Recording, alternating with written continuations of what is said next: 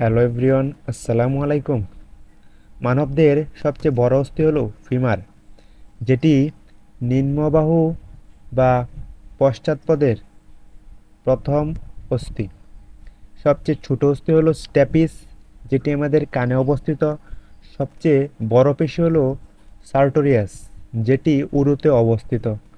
সবচেয়ে ছোট পেশি হলো স্ট্যাপিডিয়াস, যেটি আমাদের শ্রবণে সহায়তা করে। সবচেয়ে বড় গ্রন্থি হলো যকৃত।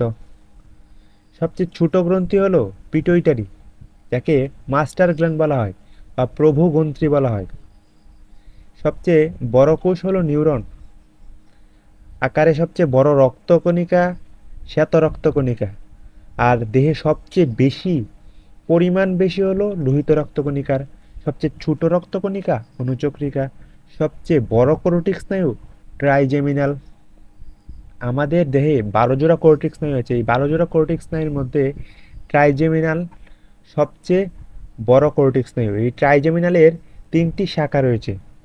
আর সবচেয়ে ছোট কোর্টিক স্নায়ু হলো অলফ্যাক্টরি, যেটা ঘ্রাণ অনুভূতি মস্তিষ্কে পৌঁছাতে সহায়তা করে। আর সবচেয়ে বিস্তৃত কোর্টিক স্নায়ু, অর্থাৎ সারা দেহের মধ্যে বিস্তৃত সবচেয়ে বেশি বিস্তৃত রয়েছে ভ্যাগাস।